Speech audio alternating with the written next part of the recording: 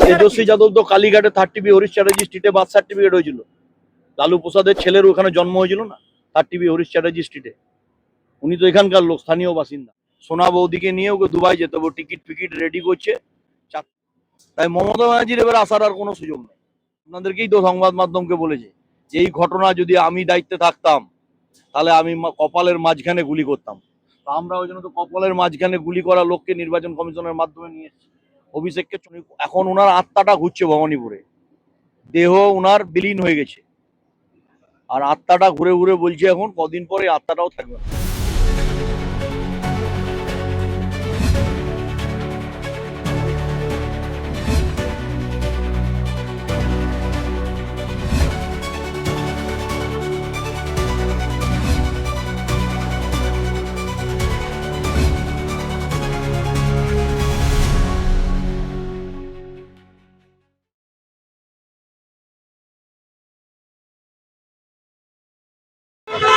প্রথম দফার ভোট আমরা যতটা শান্তিপূর্ণভাবে হতে দেখলাম, দ্বিতীয় দফার ভোট কতটা শান্তিপূর্ণভাবে করাতে পারবে কমিশন আপনার মনে হয়? দ্বিতীয় দফায়ও কমিশন শান্তিপূর্ণভাবেই ভোট করাবে, কারণ এখানে অমিত শাহজি নিজে ভোট মেশিনারি কন্ট্রোল করছেন, সুরেন্দ্রবাবু ভোট লড়ছেন, এবং আমাদের আরও যারা যোদ্ধা কার্যকর্তা নেতৃত্ব তারাও ভোটে লড়ছেন।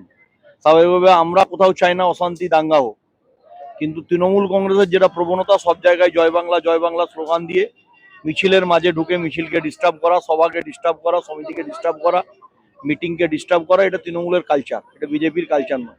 বিজেপি পোস্টার লাগায় আর তৃণমূল পোস্টার ছেড়ায় বিশ্বাসী, কারণ বিজেপি মানুষের হৃদয় আর মন দখলে বিশ্বাসী, আর তৃণমূল কংগ্রেস জোর করে ক্ষমতা দখলে বিশ্বাসী। তাই এবারে ক্ষমতার পরিবর্তন হতে চলেছে, এটা এই ক্ষমতার পরিবর্তনের আঙ্গিকে মানুষের সমর্থন আপনারা দেখছেন। আমরা যখন খিদিরপুর বাজার জননেতা শুভেন্দু অধিকারীকে ভবানীপুর বিধানসভা কেন্দ্রের প্রার্থী তাকে নিয়ে পরিক্রমা করছি, দুহাত তুলে রাস্তার পাশে মানুষ, বাড়ি থেকে, আবাসন থেকে, বাড়ির ছাদ থেকে, বাজারের দোকানদার থেকে শুরু করে ওনাকে কেউ ডাব কেটে ডাব খাওয়াচ্ছেন দোকানদার, এবং পয়সাও নিচ্ছেন না। তাহলে মানুষের কতটা ভালোবাসা থাকলে তবে এই জিনিসটা ঘটে। এবার মানুষ চাইছে বঙ্গে পরিবর্তন আর মমতার বিসর্জন। এবার হচ্ছে মানুষ চাইছেন যে 2026-এ মমতা ব্যানার্জির বিসর্জন হবে, এখানে রাষ্ট্রবাদী সরকার প্রতিষ্ঠা হবে, এবং রাষ্ট্রবাদী সেই সরকার আগামী দিন বাংলায় বিকাশ, উন্নয়ন, শিল্পায়ন এবং শিক্ষার উপর গুরুত্ব আরোপ করে এই রাজ্যকে আগামী দিন সোনার বাংলায় পরিণত করা হবে। এবং এই বাংলা, ভবানীপুর হচ্ছে বাংলার বাগ। আশুতোষ মুখোপাধ্যায়ের জন্য ভবানীপুর গর্বিত। শ্যামাপ্রসাদ মুখার্জি হোমল্যান্ড পশ্চিমবঙ্গ হিন্দুদের জন্য যে তৈরি করেছিলেন, তার জন্য ভবানীপুর বিখ্যাত, ভবানীপুর গর্বিত। আর এখানে বাংলার যিনি অগ্নিকন্যা ছিলেন তিনি এখন ঘুগনি কন্যায় পরিণত হয়ে গেছেন। তাই মানুষ তাদেরকে বিদায় দিতে চাইছে। এই বিদায় লগ্নে মানুষের কাছে আমাদের আবেদন, 1 নম্বর বোতাম টিপে 1 নম্বর প্রার্থী বিজেপির শুভেন্দু অধিকারীকে ভবানীপুর বিধানসভা কেন্দ্রে বিপুল ভোটে জয়ী করুন, আর 2 নম্বরই লোকটাকে বিদায় দিন যিনি নবান্নের 14 তলায় আছেন, তার সিরিয়াল নাম্বারও 2 সেই জন্য। তাই আমরা বিদায় দেওয়ার আহ্বান জানার জন্য দুর্গাপুরে নিজেদের ভোট শেষ করে শুভেন্দুবাবুর হয়ে ভবানীপুরে প্রচারে এসেছি। প্রথম দফার ভোটের পর যেমন বিজেপির তরফ থেকে বলা হচ্ছে যে ওরা একটা সিট ভেবে রেখেছে, 115 থেকে 20টা সিট প্রথম দফার পর পাবে, তেমন মমতা বন্দ্যোপাধ্যায়ও বলছে 50% ভোট তারা প্রথম দফাতেই জিতে গেছে। উনি স্বপ্ন দেখছেন ভালো, স্বপ্ন দেখতে দেখতে উনি মাঝে মাঝে বলছেন আমার মুড়ি আমায় ফিরিয়ে দাও। নরেন্দ্র মোদী ঝালমুড়ি খেয়েছে বলে উনি বলছেন আমার মুড়ি আমায় ফিরিয়ে দাও। তো উনি এখন ওনার আত্মাটা ঘুরছে ভবানীপুরে, দেহ ওনার বিলীন হয়ে গেছে, আর আত্মাটা ঘুরে ঘুরে বলছে এখন কদিন পরে আত্মাটাও থাকবে না। এই ভূত আমরা ভবানীপুর থেকে তাড়াবো। অভিষেকের কেন্দ্র, সেখানে বাইক বাহিনী রাতের বেলা বেরিয়ে ভোটারদের ভয় দেখাচ্ছে, বলা হচ্ছে 4 তারিখ দেখে নেবে। অভিষেক তো এই করেই 7 লাখ ভোটে যেতে, ভোট লুট করে, ভোট চুরি এবং হচ্ছে ভোট বুথ লুট, রিগিং করা, মশারি দিয়ে নমিনেশন করতে না দেওয়া কোনো প্রার্থীকে, অভিষেকের জেতার ইউএসপি এইগুলো। আর জেতার পরে সেবাশ্রয় করার নামে চিটিংবাজিটা ভালো শিখেছে ও, এটা ভালো রপ্ত করেছে। অভিষেকের চিটিংবাজিটা খুব ভালো, কারণ এই বয়সে 11,000 কোটি টাকার মালিক হয়েছে। হ্যাঁ, কালীঘাটে হচ্ছে Kalighat temple road, 30B Harish Chatterjee street, 30B এবং হরিশ মুখার্জি রোডে 38টা প্লট ব্যানার্জি পরিবারের নামে রেজিস্ট্রেশন করেছেন। তো চিটিংবাজিটা ভালো শিখেছেন, ওই জন্য চুরি জোচ্চুরি করে 7 লাখ ভোটে জিতেছেন। এবার আর ওটা হবে না।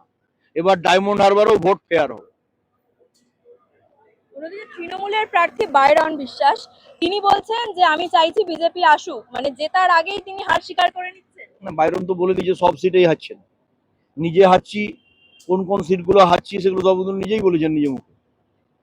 বাইরন বাস্তবটা বুঝতে পেরেছে। বাইরন ভোট করাতে গিয়ে বলছে বাপ জন্ম এরম ভোট দেখিনি।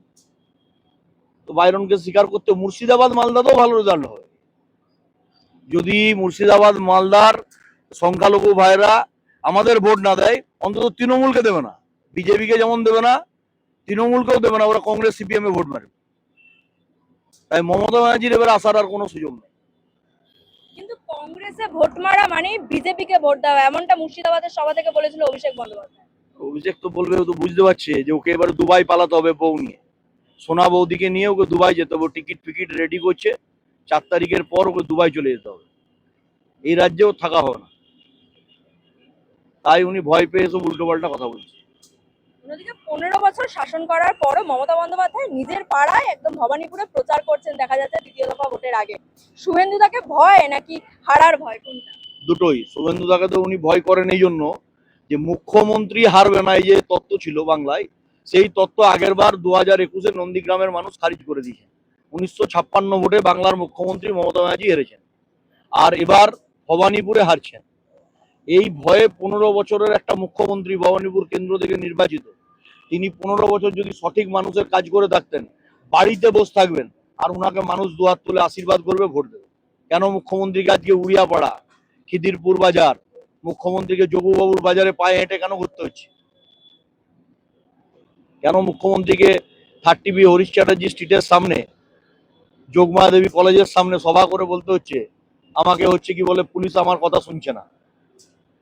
আমাদের তো এটা ভালো ফিল হচ্ছে, আমাদেরকে এবার শাসক শাসক ফিল করছি আমরা ভবানীপুরে এসে নিজেদেরকে।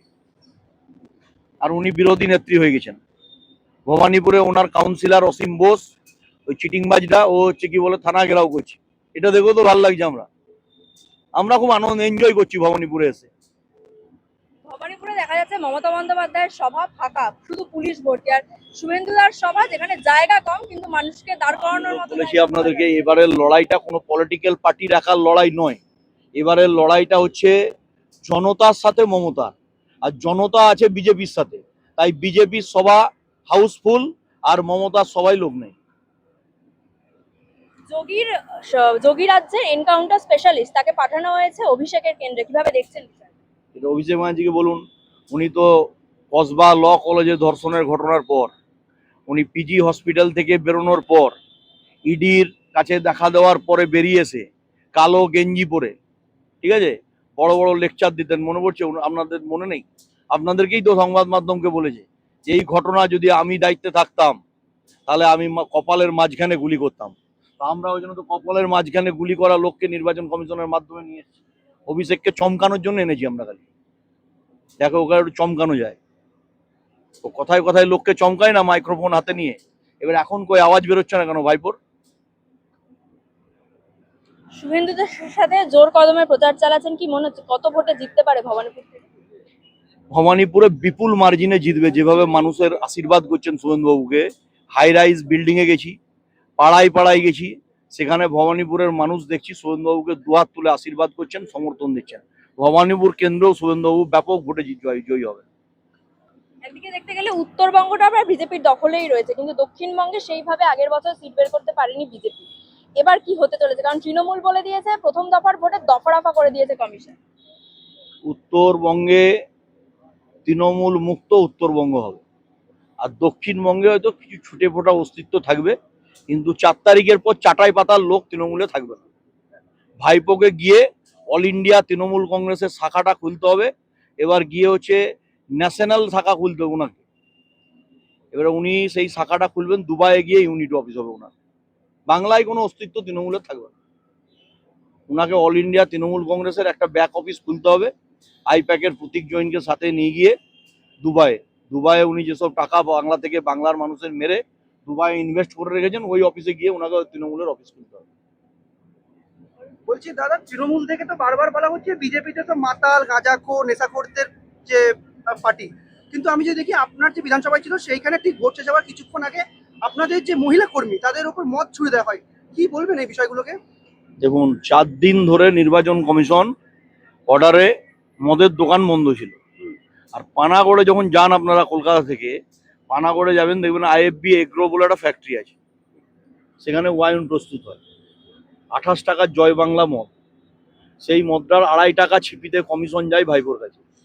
আর ভাইপোর দলের কর্মীরা সেই মদ খেয়ে মদের বোতলে নিয়ে মহিলা বিজেপির কার্যকর্তাদের উপর সেই মদ ছেটায়। এটা হচ্ছে অভিষেকের সংস্কৃতি, তৃণমূলের সংস্কৃতি, মমতা ব্যানার্জিদের সংস্কৃতি। এটা বিজেপির সংস্কৃতি নয়। অমিত শাহ এই বাংলায় কি করছেন? উনি বহিরাগত, ওনার কেন্দ্রে ঢোকার কোনো অধিকার নেই, যে কোনো কেন্দ্রে ঢোকার। 4 তারিখের পর উনি হোটেল বুক করে আছেন, ও 5 তারিখ থেকে কুক করবেন ওই হোটেলে বসে বসে। দেখুন, মমতা বন্দ্যোপাধ্যায় যিনি বলছেন। বলছেন, তেনাকে স্মরণ করিয়ে দিয়ে বলতে চাই, উনি এক সময় ভারতবর্ষের জাতীয় কংগ্রেস দলটা করেছেন মমতা ব্যানার্জি। সেই পার্টিটাও অল ইন্ডিয়া পার্টি ছিল। তখন রাজীব গান্ধী উনাকে এসে স্বীকৃতি দিয়েছিলেন বাংলায়, দক্ষিণ কলকাতা লোকসভা কেন্দ্রে। আর আজকে যখন শুভেন্দু অধিকারীকে অল ইন্ডিয়া বিজেপির নেতৃত্ব এসে এখানে স্বীকৃতি দিচ্ছেন, রাজনৈতিকভাবে মমতা ব্যানার্জির গা জ্বালা ধরেছে, তাই উল্টো পাল্টা কথা বলছে। উনার পার্টিটা আঞ্চলিক দল, আর আমাদের পার্টিটা হচ্ছে সর্বভারতীয় পার্টি। সেই সর্বভারতীয় পার্টির নেতৃত্ব যে কোনো স্থানে প্রচারে যে কোনো জায়গায় আসতে পারে। আমি একজন অল ইন্ডিয়া পার্টির কার্যকর্তা।